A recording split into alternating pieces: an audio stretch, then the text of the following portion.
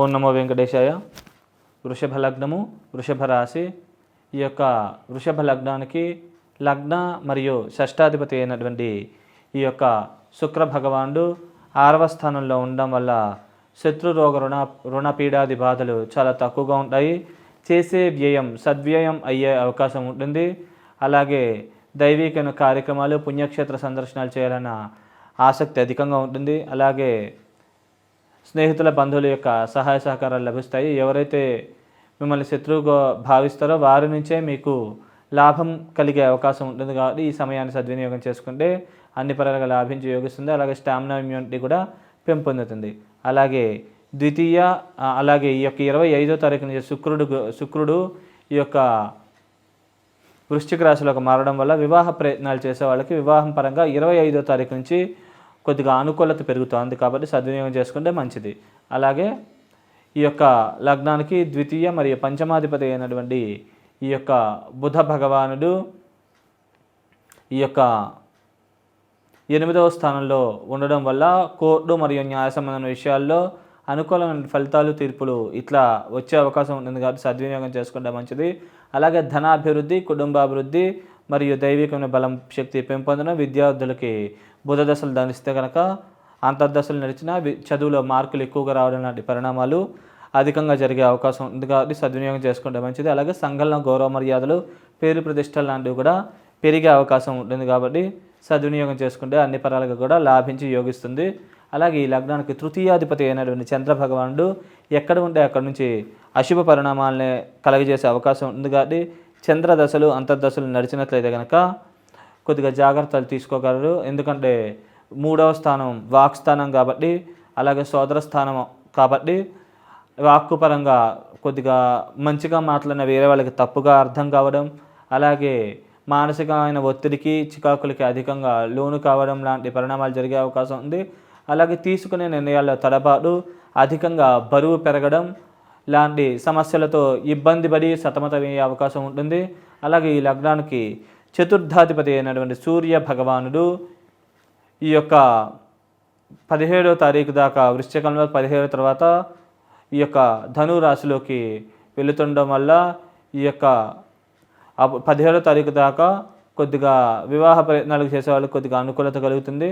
17 నుంచి కొద్దిగా ఈ యొక్క సూర్యుడు ధనురాశిలోకి వెళ్ళడం వల్ల న్యాయ సంబంధమైన విషయాల్లో అనుకూలత మరియు ప్రాపర్టీస్, ఆస్తులు రేట్లు పెరగడం లాంటి పరిణామాలు జరిగే అవకాశం ఉంది. అలాగే కుటుంబ అభివృద్ధి, కుటుంబంలో వ్యక్తులు బాగా అర్థం చేసుకుని మీరు ఏదైతే అనుకుంటున్నారో అది చేయడానికి తగ్గ సహాయ సహకారాలు అందింపజేయడం లాంటి పరిణామాలు జరిగే అవకాశం ఉంది. కాబట్టి మీరు ఈ సమయాన్ని సద్వినియోగం చేసుకుంటే అన్ని పరాలకు కూడా బాగా లాభించి యోగించే అవకాశాలు చాలా ఎక్కువగా ఉంటాయి. కాబట్టి ఈ సమయాన్ని సద్వినియోగపరచుకోగలరు. అలాగే ఈ యొక్క లగ్నానికి సప్తమ మరియు వ్యయాధిపతి అయినటువంటి అంగారకుడు ఈ యొక్క 7వ స్థానంలోనే ఉండడం వల్ల స్వల్పంగా కుజ దశలు, అంతర్దశలు నడిచినట్లయితే వివాహ ప్రయత్నాలు చేసే వాళ్ళకి కొద్దిగా వివాహం పరంగా కొద్దిగా స్వల్పమైన ఆలస్యం జరిగే అవకాశం ఉంటుంది.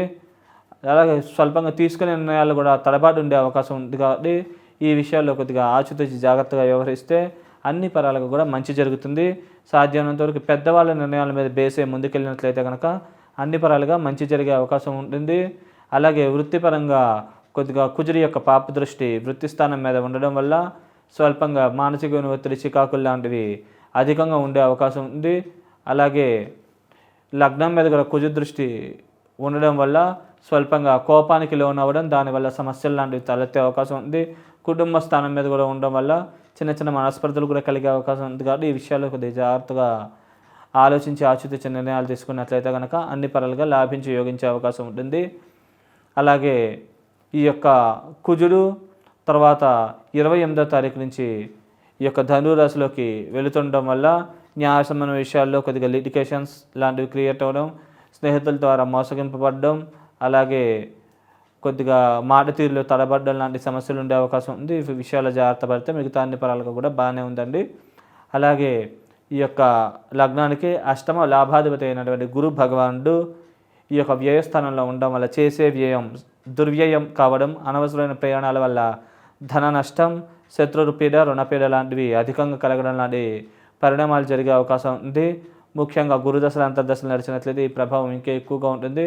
అలాగే గురువు యొక్క పాపదృష్టి భూస్థానం మీద ఉండడం వల్ల కొద్దిగా భూముల పరంగా స్వల్పమైన మరియు ఏదైనా కట్టినీళ్ళు కొనుక్కున్నా అలాంటివి వాటిల్లో కొన్ని స్వల్పమైన లిటికేషన్స్ క్రియేట్ అయ్యే అవకాశం ఉంది. అలాగే చిన్న చిన్న ఇరుగు పొరుగు వాళ్ళతో కూడా చిన్న చిన్న మనస్పర్ధలు లాంటివి కలిగే అవకాశం ఉంది. కాబట్టి ఈ విషయాలు జాగ్రత్త తీసుకుంటే మంచిది. అలాగే అష్టమ స్థానం మీద కూడా గురువు యొక్క పాపదృష్టి ఉండడం వల్ల కొద్దిగా న్యాయ సంబంధమైన విషయాల్లో కూడా కొద్దిగా గురుదశలు అంతర్దశలు నడిచినట్లయితే కొద్దిగా వ్యతిరేకమైన ఫలితాలు తీర్పులు లాంటివి వచ్చే అవకాశం ఉంది. కాబట్టి ఈ విషయాల్లో జాగ్రత్తగా ఆచితూచి వ్యవహరించగలరు.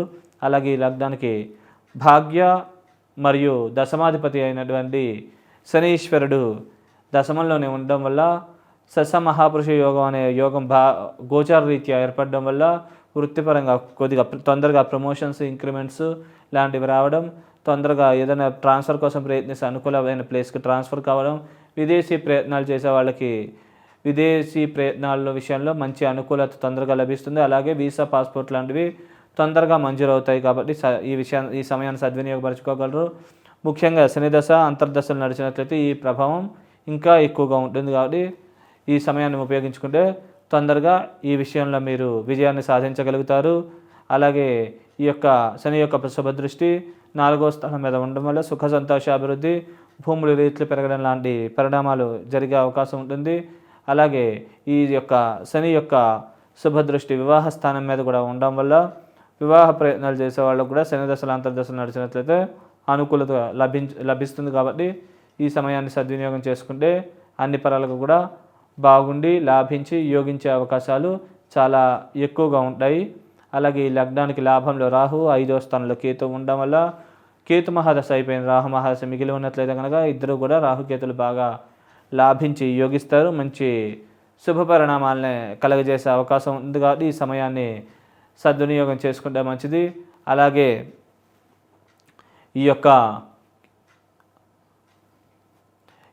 ముందుగా వ్యక్తిగత జాతకంలో కనుక మీకు రాహు మహాదశ అయిపోయి కేతు మహాదశ మిగిలి ఉన్నట్లయితే కనుక కొద్దిగా విద్యాపరంగా చిన్న చిన్న ఇబ్బందులు సమస్యలు తలెత్తడం, విద్యలో మార్కులు తక్కువగా రావడం, కొన్ని సందర్భాల్లో ఈ దశలు నడిస్తే ఫెయిల్ అవ్వడం లాంటి పరిణామాలు జరిగే అవకాశం ఉంది. కాబట్టి ఈ విషయాల్లో తగు జాగ్రత్తలు తీసుకుంటే అన్ని పరాలుగా కూడా మంచి జరిగే అవకాశం ఉంటుంది. కాబట్టి ఈ సమయాన్ని మీరు బాగా సద్వినియోగం చేసుకోగలరు. అలాగే మీరు ఈ యొక్క వ్యతిరేక ప్రభావాల నుంచి బయటపడి తొందరగా ఈ దోష ప్రభావాలు తగ్గించుకుని ఉన్నత స్థితి నుంచి ఉన్నత స్థితికి చేరుకోవాలనుకుంటే కనుక మీరు దగ్గరలో గణపతి క్షేత్రం కానీ లేకుంటే పార్వతీదేవికి సంబంధించిన క్షేత్రం కానీ లేకపోతే గ్రామదేవతలు ఏదైతే ఉంటారో ఆ గ్రామదేవతల చుట్టూ కూడా ప్రదక్షిణాలు చేసుకుని ఆ కుంకుమ నుదురుని ధరించిన మంచి జరిగే అవకాశం ఉంది. అలాగే డైలీ మీరు దుర్గా స్తోత్ర పారాయణ లేకుంటే దుర్గాదేవికి ఈ యొక్క అన్నంలో నెయ్యి వేసి అది నైవేద్యంగా సమర్పించి ప్రసాదం కింద స్వీకరించడం లాంటి పరిహారాలు ఆచరించుకుంటే మంచిది. అలాగే మీకు ముఖ్యంగా ఈ యొక్క మంగళవారం ఈ యొక్క కుజ కేతు గ్రహాలకి స్వల్పంగా దోషాలు ఉన్నాయి. కాబట్టి మంగళవారం కందులు ఉలవలు ఈ రెండు కూడా ఉడకపెట్టి బెల్లంతో పాటు ఆవుకి రెగ్యులర్గా తినిపిస్తూ ఉండడం మంచిది. ముఖ్యంగా మంగళవారాలు తినిపిస్తే ఇంకా మంచిది. అలాగే శక్తి ఉన్నవాళ్ళు బ్రాహ్మణులకి దానం చేస్తే అది ఇంకా మంచిది. ఇలా చేసుకుంటే కనుక ఈ దోష ప్రభావం నుంచి బయటపడి తొందరగా ఉన్నత స్థితి నుంచి ఉన్నత స్థితికి చేరుకోగలుగుతారు. శుభం.